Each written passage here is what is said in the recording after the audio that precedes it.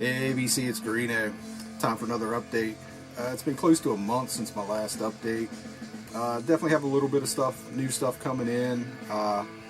Share a little bit of that, and just stuff I've been spinning. Definitely been listening to a lot of stuff over the last month. Got a ton of stuff to show, but what I'm going to do is try and just do a shorter video. Got like 10 things here, and then maybe a few days try and do another short video instead of doing these huge long ones. So anyways, just jump right into it so it's not long.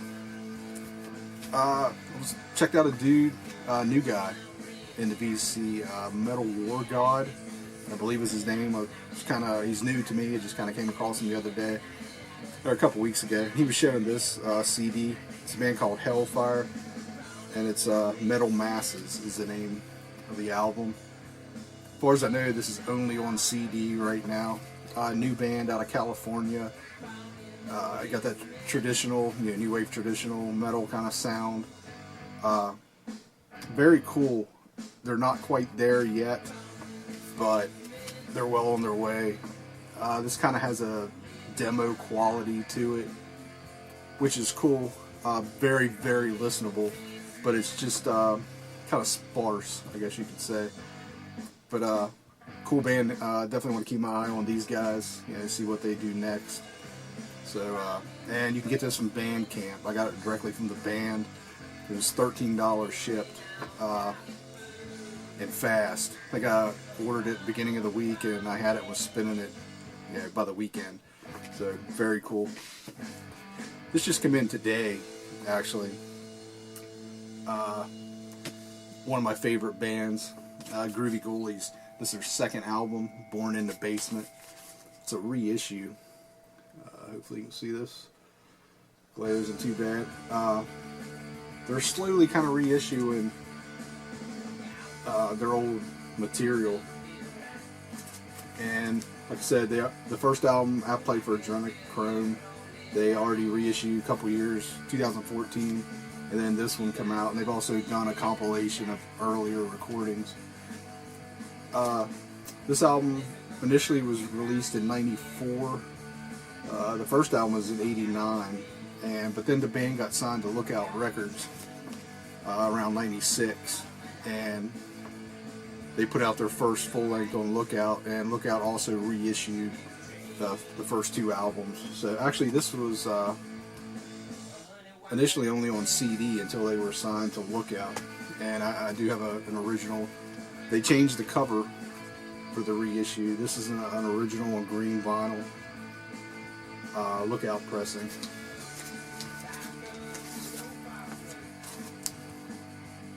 And if you've never heard of Groovy Ghoulies, just killer pop punk. I totally love this band.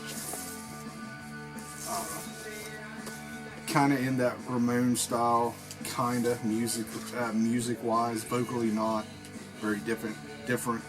Kepi has his own kind of vocal thing going, but they're very cool, as you can see by the covers. Their lyrics are usually about like old horror movies, sci-fi movies, Bigfoot, that kind of stuff. Just that total kind of 60s, 70s monster kids kind of thing, I guess. But very cool band. If you never check out the Groovy Ghoulies, do so, man. They're a fun band. I saw them live around end of the 90s, 98, 99, somewhere in there. The Donnas were opening up, which I didn't know who they were at the time until they came out and played, and they blew us away. They were 16 years old at the time. But both bands were fantastic, and the Ghoulies were just amazing. And by the way, that's what's playing in the background is the Groovy Ghoulies. Okay, let's get into the rest of these here. A little bit of metal, a little bit of non-metal. Metal up front here. Reissue of Froster Fire by Seared Ungol. Love this album. And this is one of the Metal Blade reissues, just come out not long ago. I think it was on, it's black vinyl. Killer band. This is from '81, if I remember right. And this is a band I overlooked in the '80s. Definitely heard of them. Had a friend actually, I think, had this album, but I never really checked them out until the late 90s when Metal Blade reissued their stuff on CD. I picked them up and was like, wow, I'd been missing out. And I do have OGs of their recording or their albums, but I wanted to pick up the reissues because Metal Blade did a hell of a job with these, and this was really small pressing, and now I can't remember how many exactly. It's like 500 worldwide, 300 worldwide, something like that. But killer band. Again, if you haven't checked them out, really cool stuff. Another one, got an OG of, but I wanted to grab the reissue. That's the debut from Acid. Hopefully the glare is not too bad. From Belgium, 1983. Female singer, classic, traditional, they're on the tail end of the new wave of British heavy metal, kind of. That kind of sound, and this was reissued on Wax Maniacs this year, and they did a fantastic job. It sounds great. Hopefully they'll reissue all 3 albums. We will find out. This I've had for a while, and its compilation finally gave it a spin, and I'm wondering if this might kind of end up being a bit of an album people look for later on. It reminds me of like those early new wave of British heavy metal compilations, or the Metal Massacre compilations, that kind of thing. But this is for new wave of traditional heavy metal that's going on now. This is from 2009, so this is way early, and it's Heavy Metal Killers on Earache. And I grabbed this real cheap somewhere. I can't remember now. Somewhere online. But on this is bands that a lot of people watching may recognize. White Wizard, Cauldron, Ram, Enforcer, Portrait. And that's kind of the bigger ones. But then there's bands like Cast Iron, Celtic Legacy, Power Vice. Bands that I really don't know, but fit right in there. So it's kind of like, there's definitely some bands that faded away, I'm guessing. I haven't really researched the rest of the bands that I don't know on here yet, but I'm going to. I want to see if they released anything else besides being on this comp. So, I don't know, anybody, if you're into the new wave traditional heavy metal, check this out and search for it. If you can find it, it's probably pretty cheap floating around out there somewhere. This might be one to have down the road, for this scene. But very cool, and very nice inner. It has information on the bands. Very cool. It's kind of it for the metal. There's plenty more to show. I just kind of grabbed a few things here, like I said, try to make a short video. But some other things I've been spinning is Clarence Gatemouth Brown pressure cooker. Gatemouth Brown is freaking awesome, man. Not your typical, blues guy. He very much a musician. He incorporates a lot of different stuff into his music. Blues definitely, but there's some jazz parts. He plays fiddle. Just really cool. Horns, everything going on in here. And this is on Alligator. This is like from 1985. Alligator is a label I really dig, especially the 70s stuff. Some of the 80s stuff is cool, like this one. But especially the early 80s, or their 70s stuff is very, very cool. Had this sitting around forever. Actually got a copy or two of this. I pick it up whenever I see it, like real cheap. It's Skinner Street Survivors. This is the one with the fire, the flame cover, or whatever you want to say. And it's funny, you hear people talk about this. That's the hard one to find. That's the one, they got pulled. They changed the cover because anybody that has fire on them basically died in the plane crash.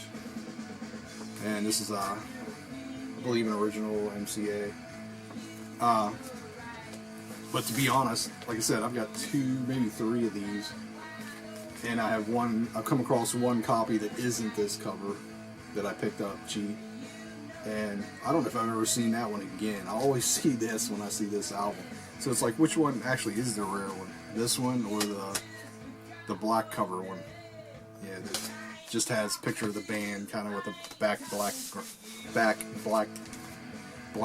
background. Holy crap! And the next 4 are from one artist. I ran into a hell of a deal at this place called Second and Charles, just kind of like one of those. What do I hear people talk about? Hastings and all those places. It's, you know, total books and music, you know, movies, lots of used stuff, new stuff. But anyways, they just knocked like everything they had by this dude down to $10, and they're all brand new pressings. Some of them are like, you know, on average they were like 18 to 28 or $30, depending on, you know, a couple doubles or whatever. But anyways, they were all $10, so I grabbed like 15 of them. I went a little overboard, but I've slowly been listening to them because I've been wanting to get more by this artist. I have 4 or 5 albums, but every time I ever find them, they're beat to shit and they still want $10, $15, $20 for them. And I'm not doing that. But to buy a brand new pressing, still sealed, $10, yeah, I would do that. And it's James Brown. First one is James Brown, Grits and Soul. This one's from '64, I believe. Let's see what's on the back here. And this one's an instrumental, actually. It's kind of weird. Smash label. All these sound great. Very happy with them. And I got James Brown, Say It Loud, I'm Black and I'm Proud. And this is on the Polydor, and it's kind of cool. They even did the James Brown's face on the label there. And I think this one was from '69. And again, you know, I dig this stuff, and I've tried to pick up James Brown stuff over the years, and I have a small handful when I found it for the right price, but they always want way too much for original James Brown albums. Next is Show Is Funky Down Here. And I think this was 70, 71, somewhere around there. And again on the Polydor. And then the soundtrack for Black Caesar, which was a blaxploitation movie from '74. It's on the back here. So I was very happy to run into these, man. They were just blowing their stock out on James Brown and a few other things. But I grabbed a bunch of the James Brown. It was like right place, right time. Had a little extra money, so I went ahead and did it. So that's it. Probably try and do another video, not wait a month, and try and do some of these shorter ones like this, just doing them real quick. Anyways, hope everybody's doing well. See you in the next video. Later, VC.